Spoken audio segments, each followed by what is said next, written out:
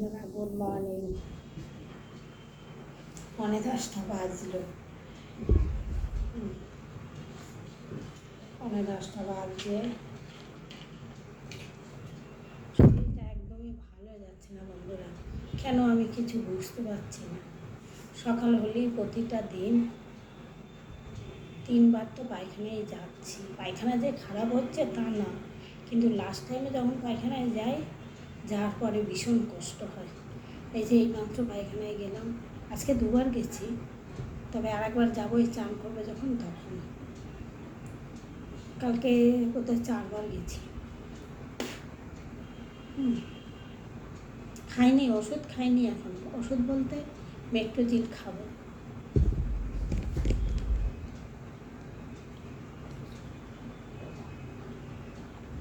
এটা গ্যাসের ওষুধ।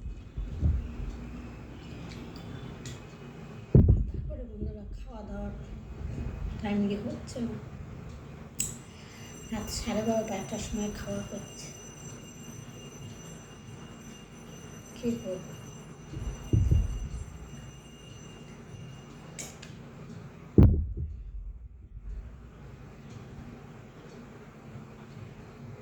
মা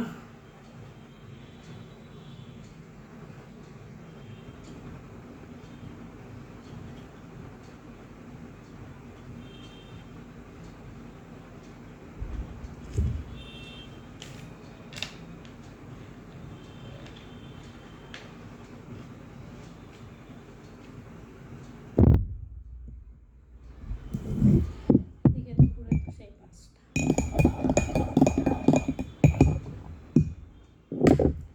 শরীরটা খুবই খারাপ লাগছে, খাওয়া দাওয়ার জন্য বেশি হচ্ছে। এই যে মুড়ি দিয়ে এখন চা খাচ্ছি।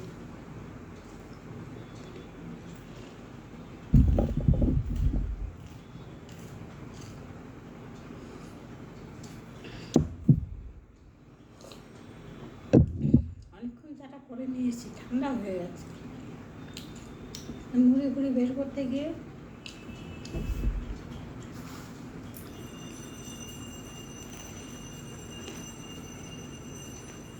শরীর বন্ধুরা একদম পাচ্ছে না, একদম পাচ্ছে না। অন্য দিন যাই হোক কষ্ট করে সব কাজ সেরে ফেলি, কাজ করতে পারিনি, আর সব করে আছে। শুধু আমার ঘরটাই মুছেছি। চা খেয়ে দেখাচ্ছি দাদা।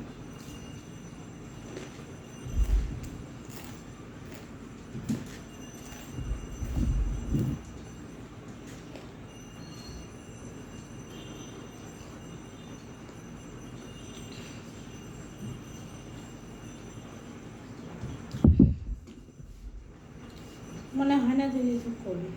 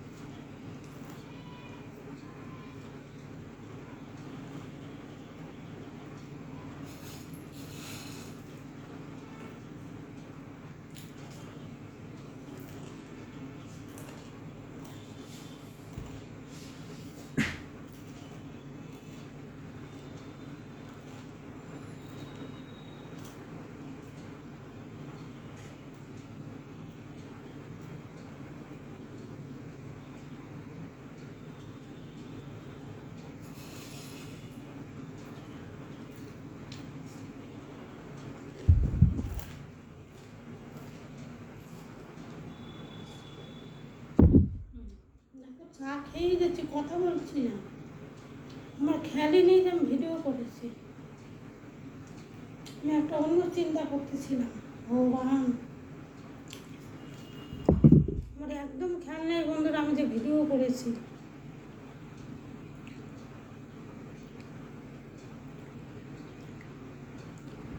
চা খেয়ে তারপরে কাজকর্ম সারবো, সেরে দুটো রান্না করতে হবে। কালকে রাত্রিবেলা মাংস রান্না করে রেখেছে ওদের,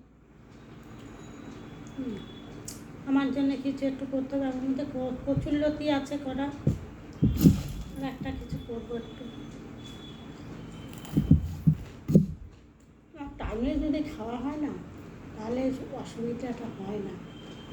দুপুরে 5টায় খাচ্ছি, এদিকে রাত 12:30 1টা। বদ হজম হয়ে যাচ্ছে, হজম হচ্ছে না। শুতে শুতে মানে 12:30টার মধ্যে খাওয়া হচ্ছে আমার, ও তারপরে খাচ্ছে। গিয়ে শুতে শুতে সেই 1:30 2টো বেজে যাচ্ছে।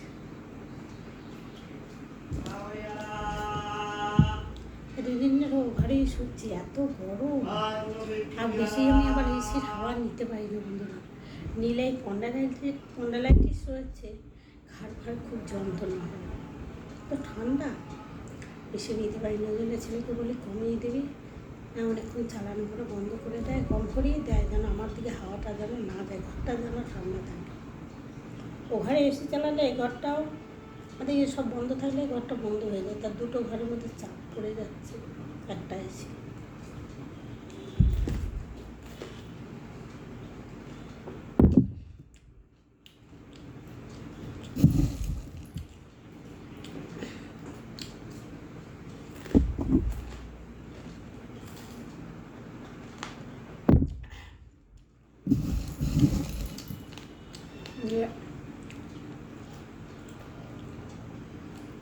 ঘুম পাচ্ছে, আর ওই মুন্ডালা ছেলেটায় কখনো আসে 5:30টায়, কখনো 5:10-15 মধ্যে ঢুকে পড়ছে, ওই 5:30টায় ধরো। আবার কখনো আসছে 6টায়, আবার কখনো 6:30টায়, আবার কখনো দেখা যায় 7টায়, আবার কখনো দেখা যায় 11টায়, আবার না হয় 12টা।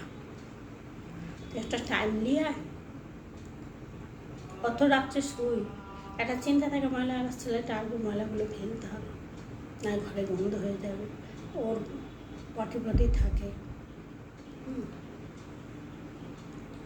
ভীষণ অসুবিধার মধ্যে পড়ে গেছি।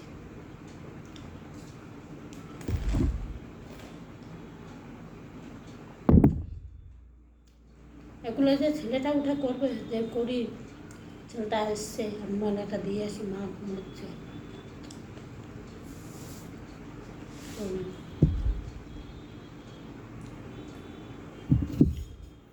ওরও মাথায় প্রচুর টেনশন এখন।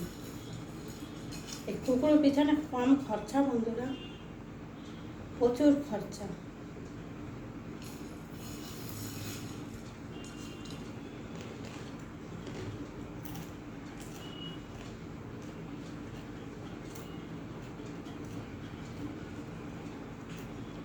কুকুরটাকে ডাক্তার দেখাতে হবে।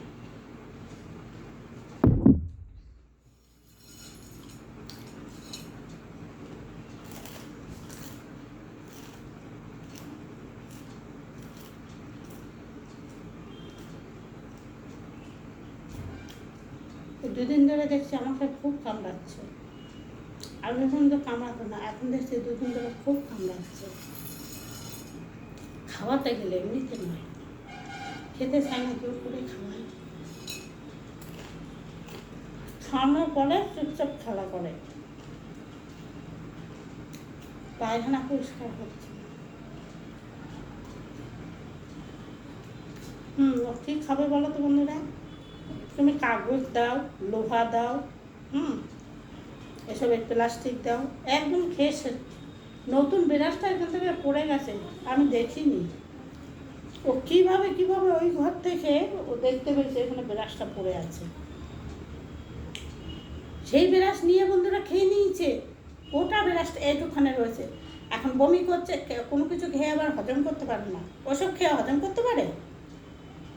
গিয়ে বমি করছে, বমিতে শুধু ওই ব্রাশ বেরিয়ে এসছে। ও যা কিছু খাবে বমি করবো, ওর বমির রোগটা প্রচুর মানুষের মতন। ও ছোটো থেকে যবে থেকে নিয়ে এসছি তবে থেকে খুব বমি করে, কিন্তু পায়খানা ফায়খানা করে আজ পর্যন্ত ছড়ায় না। ওর বড় কোনো রোগ হয়েছিল, বড় রোগই হয়েছিল, সঙ্গে সঙ্গে ধরা পড়েছিল। এই ডাক্তার দেখিয়েছি, সুস্থ হয়ে গেছিল, সঙ্গে সঙ্গে ধরা পড়েছিল। প্রচুর মানে ঝিমিয়ে থাকতো, সবসময় উঠতো না, তখন বাচ্চা ছিল, কোথায় 3-4 মাস বয়স হবে। এখনও শরীরটা একটু খারাপ করছে, একটু না ভালোই শরীরটা খারাপ করছে।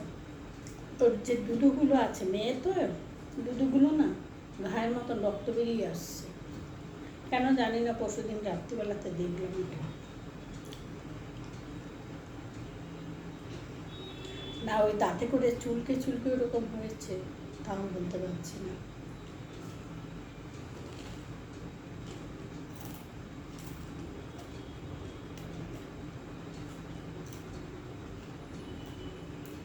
অত কথা বলতে পারে না, এটাই হচ্ছে সব থেকে বড় সমস্যা। কিন্তু সব বোঝে, আকারে ইঙ্গিতে ওরা সব বুঝিয়ে দেয়। আর হেন কথা নেই বন্ধুরা, ওদের বোঝে না। ব্যাং কোনটা, আরশোলা কোনটা, তারপরে তোমার টিকটিকি কোনটা, সব জানে। একদিন দেখছি একটা ব্যাং, বৃষ্টি হচ্ছিল, ঘরে ঢুকেছে। ব্যাংটা হয়তো যে লাফিয়ে যে অনেক দূরে উঠেছে ব্যাংকগুলো, সেই ব্যাংকগুলো আমার খাটের উপরে ধরে ফেলেছে বন্ধুরা, ধরে মুখে নিয়ে বসে আছে। আমি যাতেই মুখ থেকে বের করে দেখাচ্ছে। আমি তুই কোথায় পেলি? চুপ করে আছে। কোথায় পেয়েছিস? বাইরে থেকে ধরে নিয়েছিস? তা বাইরে তো বেরোই না, তা ধরবে কোথা থেকে? এই তো ঘর, এ ঘর ও ঘর। আর এই ঘরে তো খুব কমই আসতে দেই।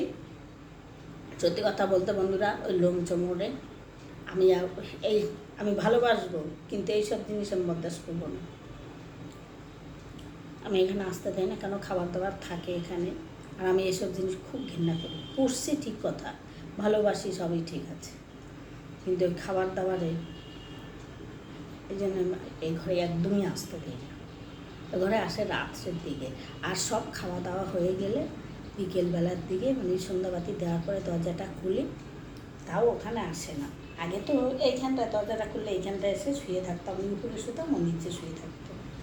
যে এখন ওই দুয়ার দাঁড়িয়ে শোয়, খাটে শুতেছে না, বিছানায় শোয় না, নিচেই শোয়।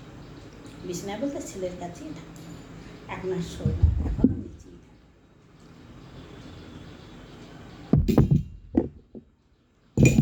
ওর একটাই হচ্ছে সমস্যা, ওই যে পেচ্ছাপ করে, পেচ্ছাপ তো করবেই বন্ধুরা জল খেলে। আবার একদিন দেখা যাচ্ছে পেচ্ছাপ হরদম করছে, আবার একদিন দেখা যায় সারাদিনে 3 বার করছে। যেদিন খুব গরম জল টল খায় সেদিন করে ফেলে। এই বাটির ওদের ওই যে খাওয়ার বাটির একদিন 3 বাটি করে জল খেয়ে ফেলাতে পারে। খাবারের সঙ্গে তো 2 বোতল জল দেয়, খাবারের সঙ্গে 2 বোতল জল দেয়।